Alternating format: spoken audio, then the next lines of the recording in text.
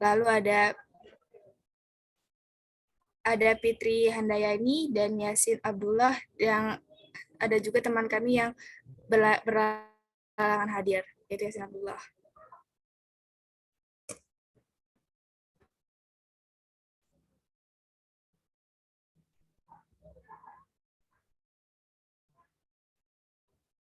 Baiklah, pada materi sore ini kita akan membahas tentang fungsi komposisi, inverse fungsi, dan fungsi inverse.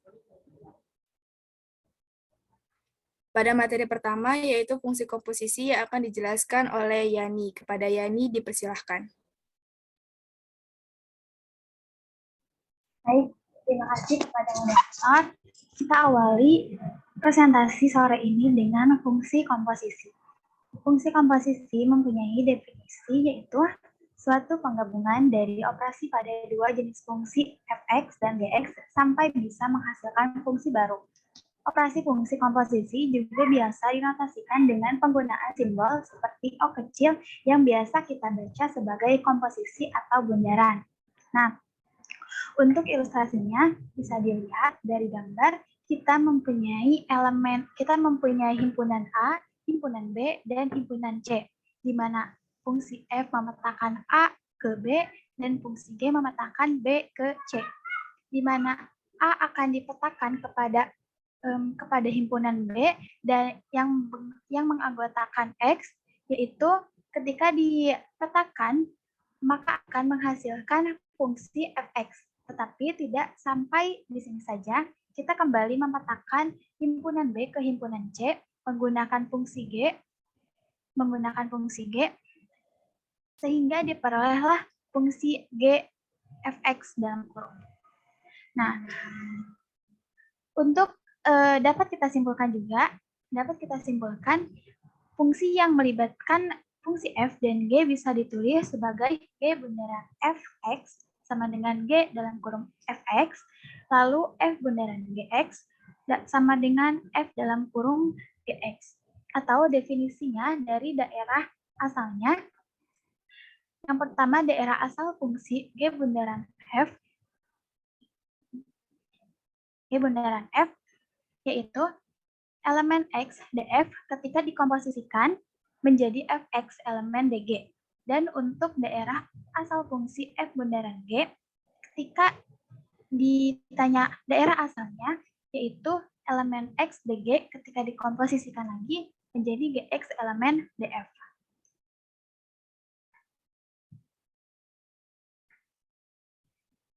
Masuk ke dalam sifat-sifat fungsi komposisi. Yang pertama yaitu fungsi komposisi tidak komutatif. Artinya, ketika f bundaran gx tidak akan sama dengan g bundaran fx. Yang kedua yaitu fungsi asosiatif. Ketika f bundaran g bundaran hx akan sama dengan f bundaran g bundaran hx. Dan yang ketiga yaitu memiliki elemen identitas. Ketika f bundaran i X akan sama dengan I bundaran Fx. Masuk ke dalam contoh. Di sini kita mempunyai contoh yang pertama. Misalkan F didefinisikan dengan Fx sama dengan X kuadrat ditambah 3X ditambah 5. Dan Gx-nya yaitu X ditambah 1. Maka tentukan X bundaran G, X, dan G bundaran Fx. Nah, dilihat dari soal kita mempunyai fungsi fx yaitu x kuadrat ditambah 3x ditambah 5 dan fungsi gx yaitu x ditambah 1. Ketika kita mencari f bundaran gx, maka akan sama dengan f gx. Kita substitusikan nilai gx-nya menjadi fx plus 1. Nah, kita lihat di dalam fungsi fx ketika kita menemukan x, kita akan ganti dengan fungsi dari gx, yaitu x plus 1.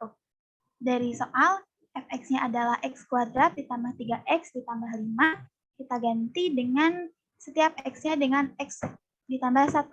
Jadi x ditambah 1 kuadrat ditambah 3x plus 1 ditambah 5. Jadi kita bisa dapatkan f bundaran g bundaran x-nya yaitu x kuadrat ditambah 5. X kuadrat ditambah 5x ditambah 9. Lalu kita mencari G bundaran F bundaran X sama dengan G Fx. Nah, Fx ini kita substitusikan juga menjadi G X kuadrat ditambah 3X ditambah 5. Kita substitusikan kembali kepada fungsi Gx, di mana X-nya akan disubstitusikan atau diganti dengan fungsi Fx. Di sini Gx-nya adalah X ditambah 1. Disubstitusikan menggunakan fungsi Fx akan menjadi X kuadrat ditambah 3X ditambah 5, dan langsung saja ditambah 1. Maka fungsi G bundaran Fx akan sama dengan X kuadrat ditambah 3X ditambah 6. Yang kedua, kita mempunyai contoh Fx-nya adalah akar X dan Gx-nya adalah 2X min 3. Jika F bundaran G sama dengan F, tentukan daerah asal dari fungsi F bundaran G. Untuk menentukan daerah asal fungsi, kita cari terlebih dahulu fungsi F bundaran G, yaitu F bundaran G akan sama dengan F Gx. Kita substitusikan, kita masukkan X-nya kepada, kita masukkan nilai Gx-nya kepada fungsi Fx ini, sehingga didapatlah akar 2X min 3 sebagai fungsi dari F bundaran G. Nah, untuk menentukan daerah asal fungsi, kita lihat kembali definisi dari daerah asal fungsi F bundaran G, di mana F bundaran G akan sama dengan elemen X dg. Kita lihat daerah asal dari dg, yaitu Gx, sama dengan 2X min 3 adalah elemen bilangan real karena ini merupakan fungsi polinom. Nah, ketika kita petakan dalam X, kita masukkan lagi nilai X-nya, yaitu 2X min 3, elemen dari asal fungsi F. Asal fungsi F yaitu Fx, yaitu akar X, di mana nilai asal dari akar itu adalah lebih dari 0. Maka df-nya adalah 0 sampai tak hingga. Ketika kita sudah menemukan daerah asalnya, maka didapatlah 2X min 3 yang lebih besar dari 0 dan X lebih besar dari 3/2. Dengan demikian, daerah asal dari F bundaran G akan sama dengan 3/2 sampai tak hingga. Sekian materi dari saya kembalikan kepada moderator. Baiklah, pada materi kedua yaitu invers fungsi yang akan dijelaskan oleh Fitri. Pada Fitri dipersilahkan.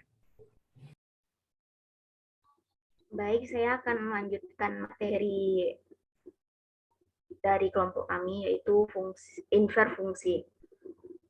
Invers fungsi adalah sebuah fungsi yang berkebalikan dari fungsi asalnya.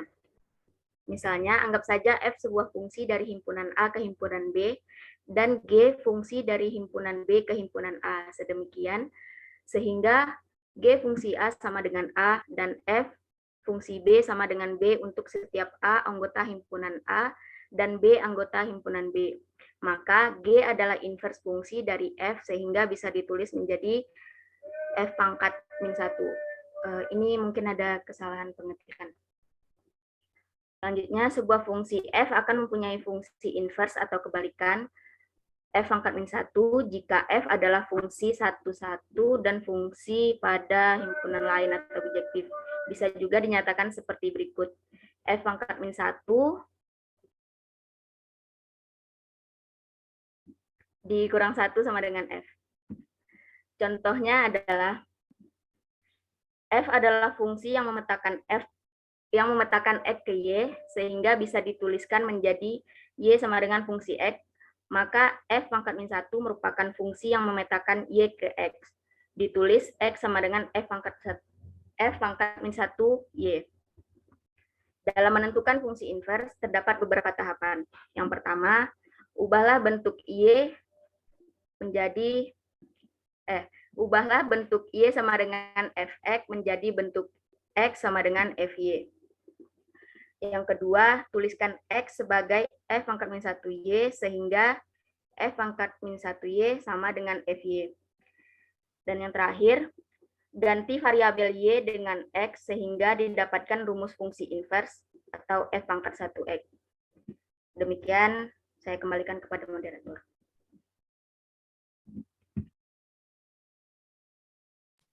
Baiklah, pada materi yang ketiga yaitu fungsi inverse yang akan dijelaskan oleh Amira. Kepada Amira dipersilahkan.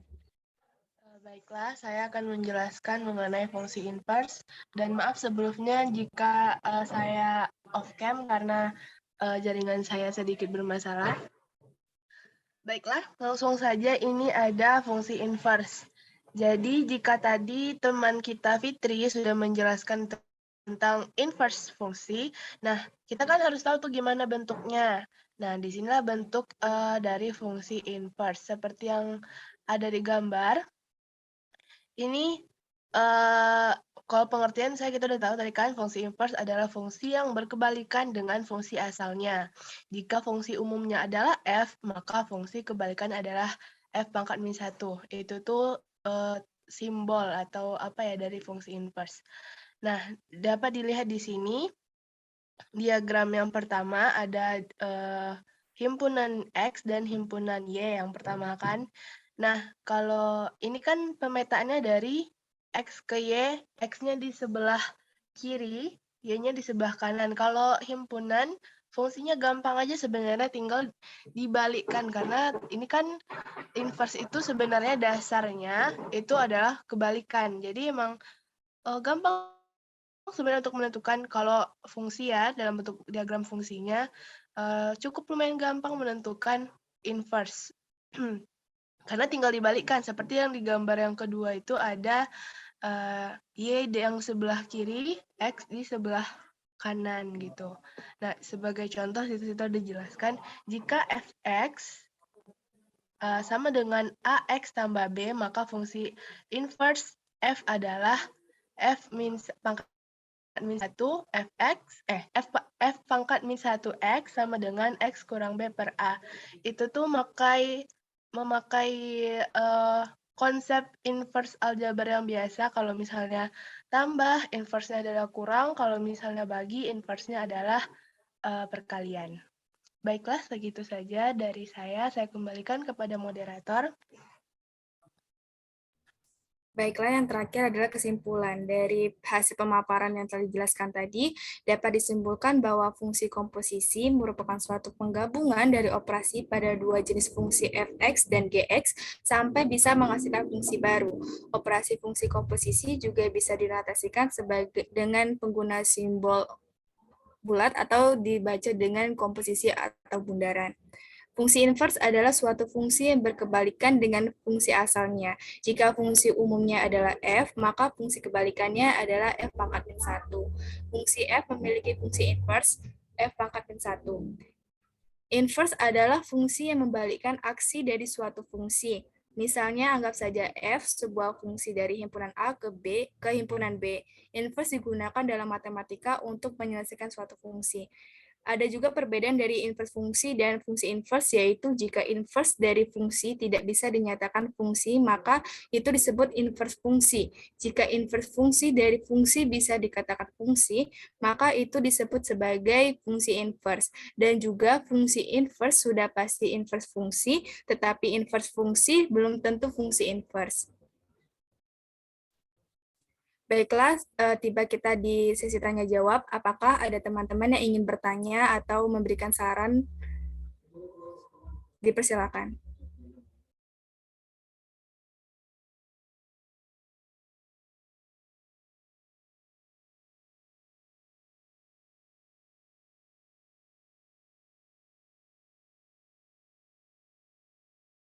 Apakah ada yang ingin memberi pertanyaan atau ada yang masih bingung dengan materi ini?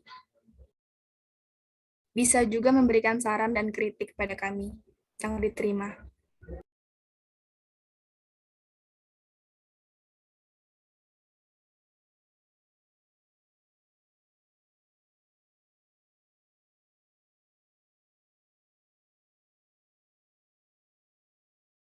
Silakan bertanya. Kalau tidak bertanya, Ibu lanjut ini ke kelompok berikutnya.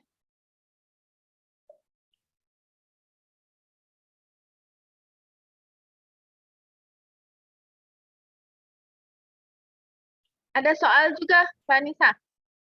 Tidak, Bu. Tadi sudah ada jelas contoh soalnya, Bu.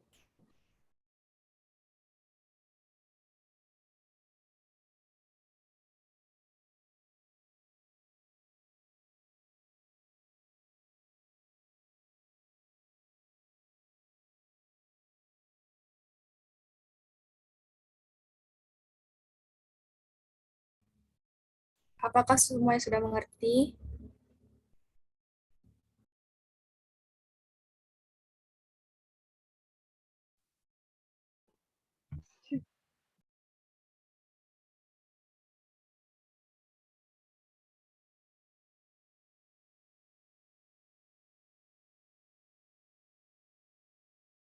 Baiklah, karena tidak ada yang ingin bertanya atau memberikan saran dan kritik, maka berakhir pula presentasi kami pada sore ini.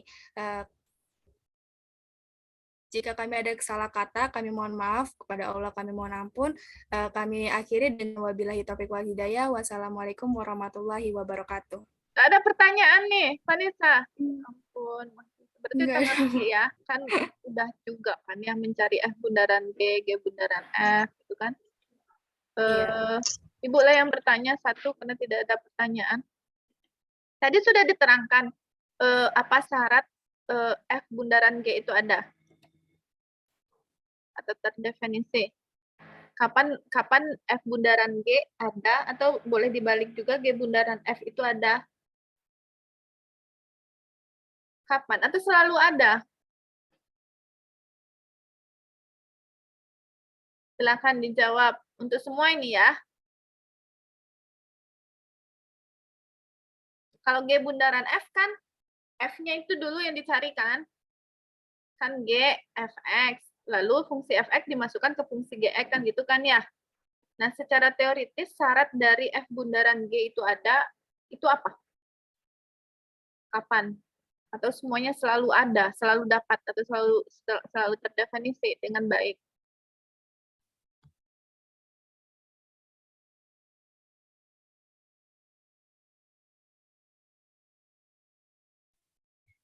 Izin jawab, Bu.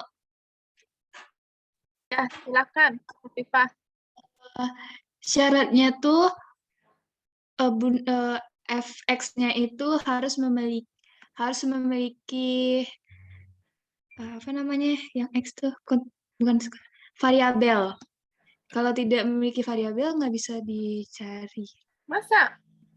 Misalnya G, Fx-nya 2 misalnya. G2,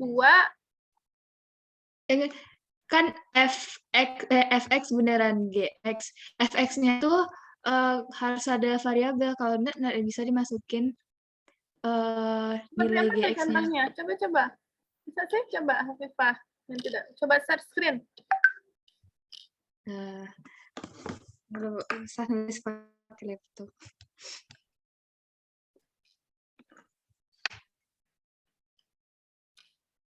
Kok ini?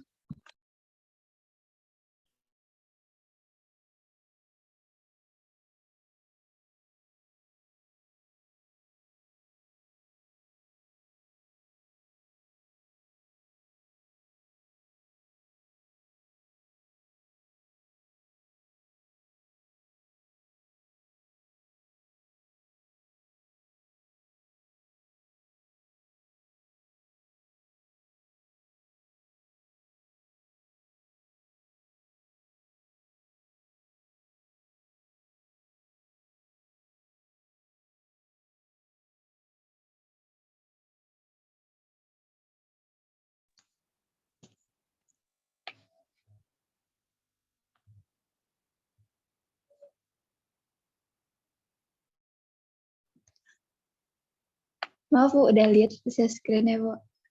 Udah. Tapi masih kosong. Ya, silakan. Maksudnya gimana tuh, Hafifah?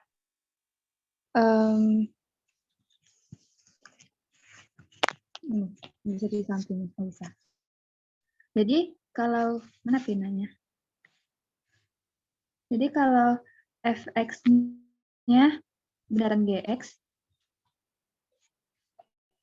jadi nilai fx ini harus ada variabelnya.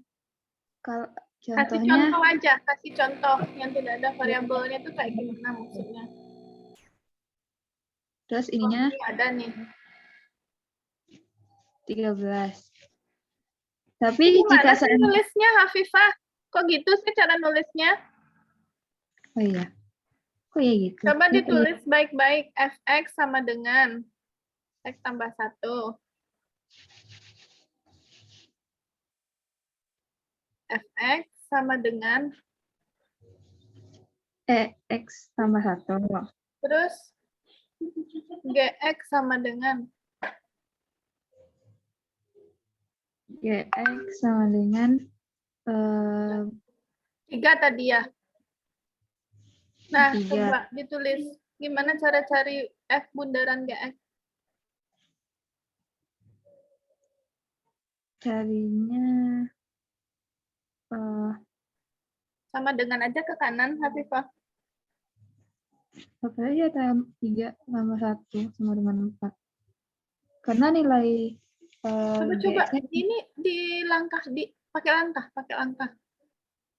F Gx dulu kan? gimana? Coba sama dengan di kanan, hapus itu dulu.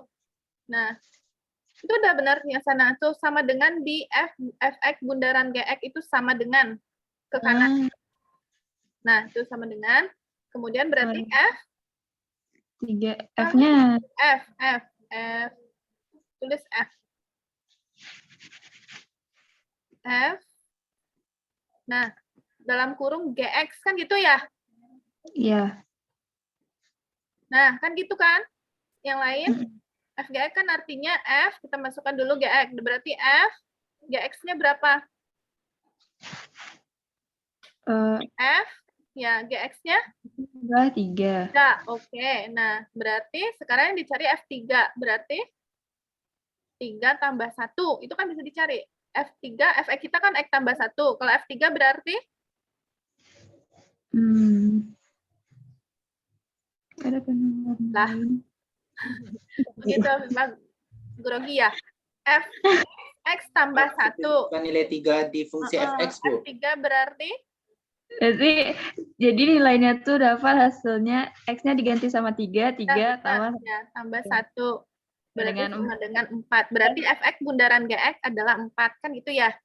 Nah, Iya. sekarang yang Afifah maksud tadi itu seperti apa? Yang tidak terdeteksi? Seandainya nilai Fx ini kan Fx bundaran Gx. Ininya nilai Fx itu nggak ada variabel X. Tidak ada variabel X. Coba contohkan.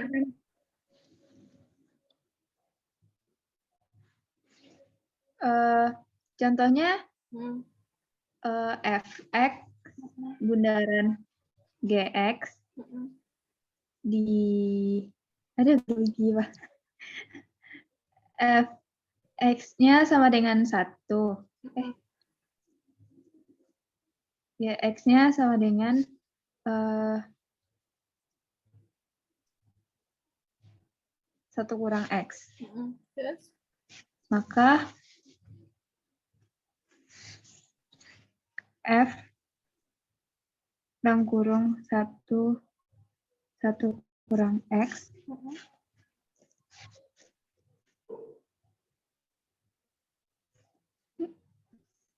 ya gitu. Ya, Ini nggak bisa. kurang X berapa? Itu 1. Nggak tahu. Tunggu. 1.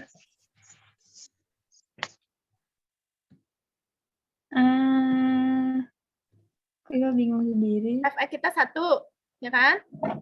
Ya. Tidak ada variabel. Itu maksudnya tadi ya, Afifah ya. Tidak ada variabel yang mau dimasukkan 1 kurang X kan gitu. Nah, berarti F1 kurang X tidak bisa dicari. Berarti Fx bundaran Gx tidak dapat dicari gitu ya. Karena variabelnya itu nggak ada. Nah, variabelnya itu tidak ada di Fx yang bisa dimasukkan fungsi 1 kurang X-nya gitu ya. Ya, Betul? Seperti itu kira-kira. Nah, coba generalisir secara umum. Coba di stop screen dulu, Afifah. Tadi kembali lagi ke sini ya. Ibu ambil ini dari Google sih. Nih. Fungsi komposisi matematika itu dapat dinyatakan atau bisa terdefinisi dari F bundaran G atau F bundaran GX. Yang ini nih, yang Ibu lingkar ini ya. Yang Ibu lingkar ini coba diperhatikan. Tuh. Jika ya RG ini apa nih kalau di kalkulus? Udah ngambil kalkulus ya? Hah? Thanks, Bu. X, daerah hasil dari fungsi G gitu ya. Oke. Kemudian DF ini apa nih? Domain fungsi F, Bu. Daerah asal dari fungsi F. Ya, betul. Nah, kalau dia terdefinisi itu syaratnya dia harus ada irisan antara daerah hasil dari fungsi G dan daerah asal dari fungsi F. Kalau F bundaran G, karena kan ini yang dipetakan ke sini kan, GX yang dimasukkan ke fungsi F kan, berarti daerah hasil dari fungsi G atau RG itu diiris dengan daerah asal dari fungsi F, itu tidak boleh sama dengan himpunan kosong, baru dia bisa terdefinisi, baru dia bisa ada atau bisa dicari. Nah, coba kita kembalikan ke Afifah tadi. Masih ingat nggak tadi FX-nya apa? 1 ya? GX 1 kurang X ya? Ya betul. Yang dicari apa tadi? F bundaran GX. Nah,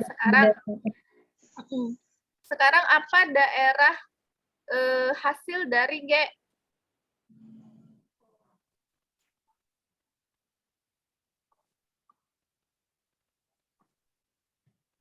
G apa tadi fungsinya? Yang pertama kedua. G apa tadi fungsinya? Afifah yang punya soal tadi masih ingat? Ibu Yang pertama 3, yang kedua 3 X 1 kurang X. FX yang 3. Tadi apa? Ya soal yang kedua kan, Bu? Ya, yang kedua yang tidak terdefinisi kata Hafifah tadi. FX apa tadi? FX-nya 1. 1. GX-nya 1 kurang X. 1 kurang X, Bu. Ini Bu nggak pakai pentap, jadi nggak susah. 1 kurang X. Sorry ya, ini 1 kurang X. Yang dicari apa? F bundaran G atau G bundaran F? F bundaran G. F bundaran G. Kalau F bundaran G supaya syarat dia terdefinisi apa? RG ya. RG irisan. RG irisan domain DF. Tidak boleh sama dengan himpunan kosong. Itu syarat dia terdefinisi. Sekarang cari dulu RG-nya apa? FGX-nya ini nih. Berarti RG-nya apa? Daerah hasil.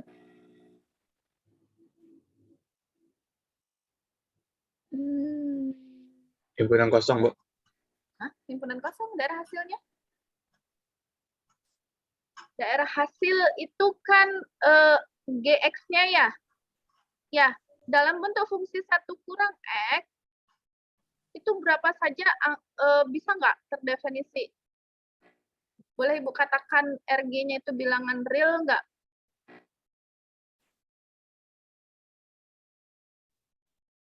Yang daerah hasil, udah belajar daerah hasil dan daerah asal di kalkulus.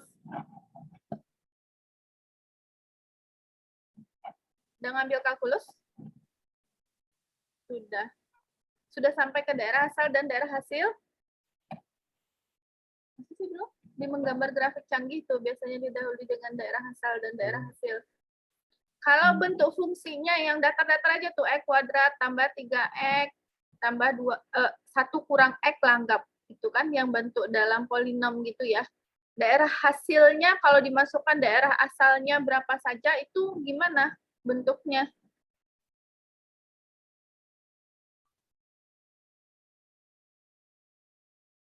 Apa daerah hasilnya?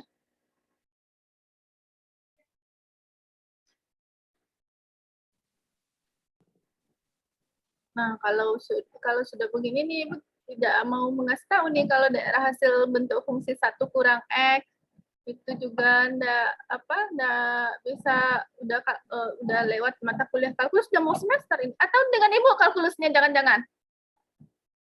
Ya, Ibu ya, mata kuliah kalkulus ya? Iya, Bu. Benar ya? Pak Sadam, Bu. Sadam. Oh, Pak Sadam. Kalau dengan Ibu Kelas B, Bu. dengan Ibu yang tidak memberitahu daerah asal dan daerah hasil itu bagaimana cara menentukannya.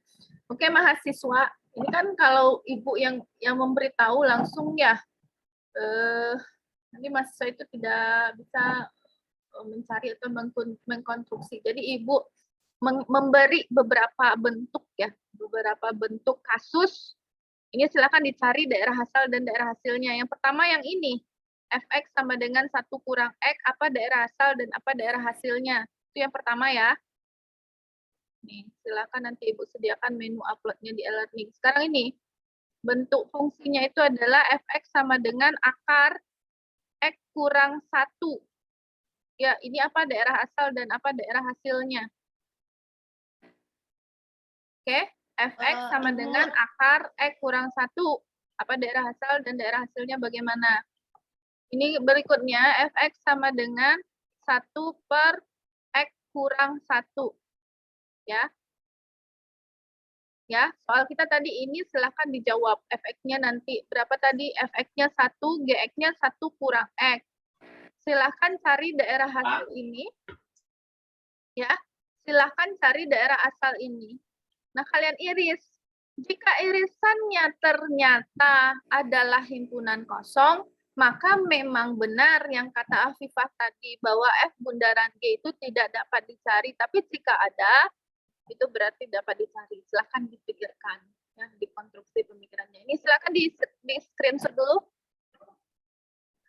Atau, Ibu, ya, ini 2, ini 3. daerah asal, daerah hasil itu bukan nilai X dan Y-nya ya, Bu? Ya, betul. Nilai F dan Y-nya. Bilangan apa saja yang bisa mendefinisikan untuk daerah hasilnya dan bilangan apa saja yang dapat mendefinisikan daerah asalnya. Ya, itu yang dicari di 1, 2, 3 ini. Nanti Ibu coba lihat di e-learning-nya, nanti Ibu sediakan. Nanti jawab yang bagian ini tuh.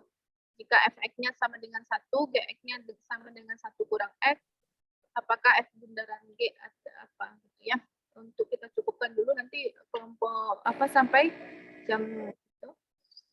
Sudah di-SS kan ya? Silakan kelompok Ibu stop dulu screen-nya. Ibu stop dulu record.